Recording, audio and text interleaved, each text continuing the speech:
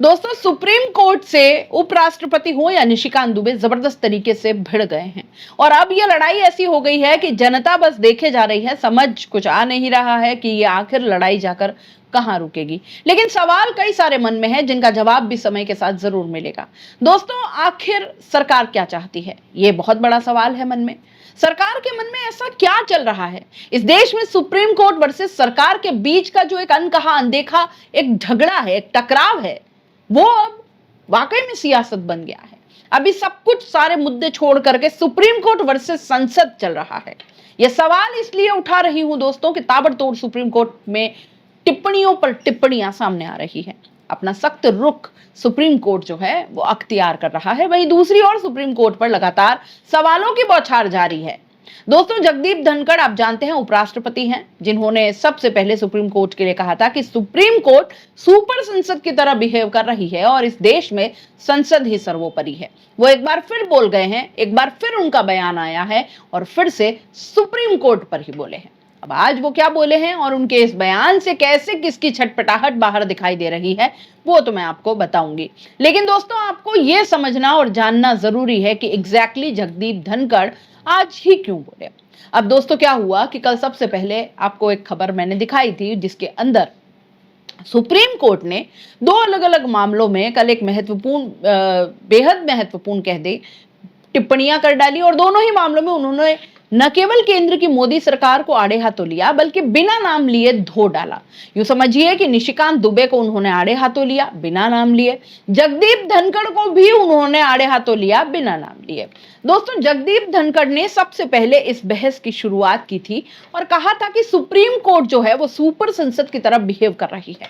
एक संविधान के अनुच्छेद का उन्होंने जिक्र कर दिया कि न्यूक्लियर मिसाइल की तरह इसका इस्तेमाल किया जा रहा है और राष्ट्रपति को सुप्रीम कोर्ट आदेश कैसे दे सकती है। अब ये दोनों चीजें उन्होंने सवाल उठा दिए हैं। लोगों के मन में, जनता के मन में, सभी के मन में पशुपेश हो गया कि आखिर क्या वाकई ऐसा है कि राष्ट्रपति को सुप्रीम कोर्ट जो है वो आदेश दे सकती है या नहीं दे सकती है। अब दोस्तों, तमाम बातें आपको याद है, आपको मुंह जबानी अब याद हो गई होंगी। तो कल दो मामले आए सुप्रीम कोर्ट के समक्ष। जस्टिस गवई की बेंच में ही दोनों मामले आए। एक मुर्शिदाबाद वाले मामले में सुनवाई हो रही थी, पश्चिम बंगाल के मामले में। पश्चिम बंगाल वाले मामले में जब सुनवाई हुई और याचिकाकर्ता ने कहा कि आप राष्ट्रपति शासन लगाने का आदेश दे दीजिए, जस्टिस गवई ने, जो कि अब आने वाले सीजेआई हैं, उन्होंने याचिकाकर्ता से कहा कि वो बड़ा देखने लायक बात है। दोस्तों, याचिकाकर्ता से जस्टिस गवई ने सीधे तौर पर कह दिया कि जैसा कि हम पर संसदीय और कार्यकारी कार्यों का अतिक्रमण करने का आरोप लग रहा है, आप चाहते हैं कि हम केंद्र सरकार को राष्ट्रपति शासन लागू करने का निर्देश दें। मतलब दोस्तों, ये एक तरह से टिप्पणी कर रहे थे सुप्रीम कोर्ट के जज। तो हम पर पहले से ही आरोप है हम पर कि हम कार्यकारी कामों में हस्तक्षेप करते हैं और हम संसदीय कामों में हस्तक्षेप करते हैं। दोस्तों, इसके बाद जस्टिस गवई ने कहा कि आप ये चाहते हैं कि हम केंद्र सरकार को आदेश दें, राष्ट्रपति शासन लगाएं, वो पश्चिम बंगाल में। दोस्तों, ये टिप्पणी अपने आप में बेहद महत्वपूर्ण कटाक्ष बन गई। शाम होते होते एक और मामला आ गया। नेटफ्लिक्स, बहुत से ऐसे ओटीटी प्लेटफॉर्म्स हैं जिनको लेकर एक याचिका कल भी गई थी, एडल्ट कंटेंट को लेकर कि ओटीटी प्लेटफॉर्म्स पर जो एडल्ट कंटेंट परोसा जाता है, इसको लेकर याचिकाकर्ता दलील दे रहे थे।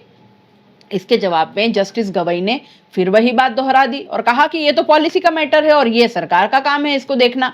अब आप चाहते हैं कि कोर्ट इसमें दखल दे। अब ये हम कैसे करें? हमारी तो आलोचना हो रही है कि सुप्रीम कोर्ट विधायिका और कार्यपालिका के अधिकार क्षेत्र में दखल दे रहा है। यानी दोस्तों, आप कह सकते हैं कि दोनों मामलों के जरिए सुप्रीम कोर्ट ने यह बता दिया कि देखिए, हमारे सामने ऐसे मामले आते हैं जिसमें हमको बतौर सुप्रीम कोर्ट या तो कार्यपालिका को कुछ नोटिस करना पड़ता है या फिर विधायिका को नोटिस करना पड़ता है। और इन दोनों ही टिप्पणियों के जरिए जस्टिस गवई ने अपना रुख भी स्पष्ट कर दिया कि सुप्रीम कोर्ट सब कुछ देख रहा है जो उसके खिलाफ बोला जा रहा है। वहीं दूसरी ओर अगर देखें दोस्तों, तो ऐसे ही जस्टिस गवई ने दो टिप्पणियां की। आज उपराष्ट्रपति जगदीप धनखड़ एक बार फिर सामने आ गए और एक कार्यक्रम में उन्होंने एक बार फिर सुप्रीम कोर्ट को आड़े हाथों ले लिया। सुप्रीम कोर्ट के लिए उन्होंने कहा कि एक प्रस्तावना संविधान का हिस्सा नहीं है। दूसरे मामले उन्होंने कहा कि यह संविधान का हिस्सा है।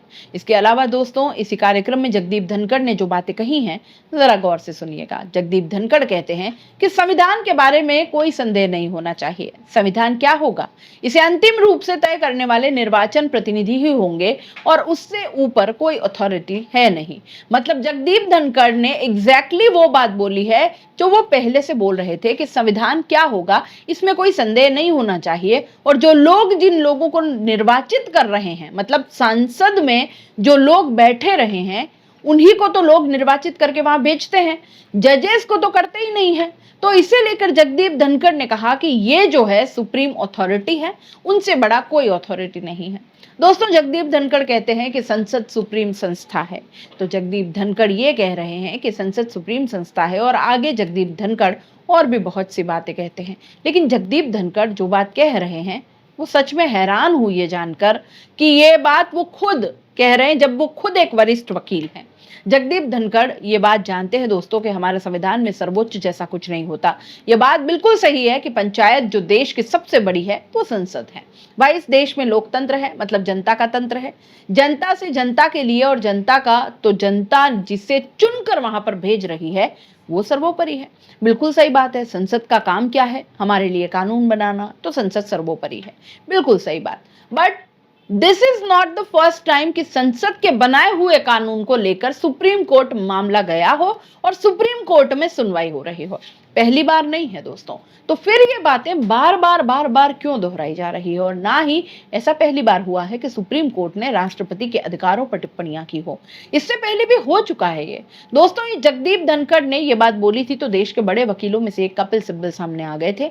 आपको याद होगा कि कपिल सिब्बल, जो कि वक्फ मामले में मजबूती से अपनी बात रख चुके हैं और उनकी दलीलें काफी काम भी आई उनकी याचिकाकर्ताओं द्वारा, उन्होंने जगदीप धनखड़ को जवाब देते हुए कहा कि ये हैरान है कि जगदीप धनखड़ ऐसी बातें क्यों बोल रहे हैं, जबकि वो ये जानते हैं कि हमारे देश में चाहे वो राज्यपाल हो, चाहे राष्ट्रपति हो, या उसके पास अपने कोई अधिकार नहीं है।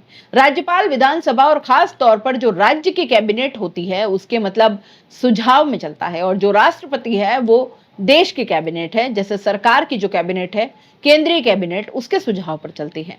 यह बात बिल्कुल स्पष्ट है दोस्तों, और यही वजह है दोस्तों कि हमारा देश कभी भी रिपब्लिक नहीं बना है। मतलब पाकिस्तान टाइप का माहौल हमारे यहाँ, अराजकता का और इस तरीके का माहौल हमारे यहाँ नहीं है। हमारे यहाँ की सुप्रीम कोर्ट अलग है दोस्तों। देश की सरकार को कोई पूछ नहीं रहा, और सेना अध्यक्ष जो हैं वो रैलियों को संबोधित कर रहे हैं। हमारे यहाँ तो ऐसा नहीं होता। पड़ोसी राज्यों की बात कर रही थी ये मैं। हमारे यहाँ सबकी जिम्मेदारी बटी हुई है, सबकी अधिकार बटे हुए हैं, लेकिन एक चेक एंड बैलेंस का सिस्टम है हमारे देश में कि कोई किसी अपनी, कहते हैं ना कि जब पावर ज्यादा हो जाती है तो गलत फैसले भी हो जाया करते हैं, या गलत एक तरीके से स्वच्छंदता जो आ जाती है, तो उसे रोकने के लिए आपके ऊपर कोई चेक सिस्टम होना चाहिए, और वही ये काम करती है सुप्रीम कोर्ट। अब ये बड़ा शानदार सा बैलेंस है, ब्रिटेन की संसद में भी नहीं है।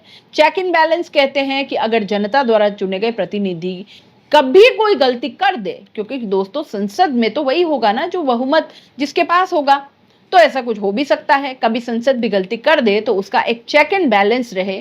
चेक एंड बैलेंस कैसे रहे? सुप्रीम कोर्ट के पास रहे, और सुप्रीम कोर्ट इसलिए चेक एंड बैलेंस नहीं करेगा कि वो जिम्मेदार है संसद का चेक एंड बैलेंस करने के लिए।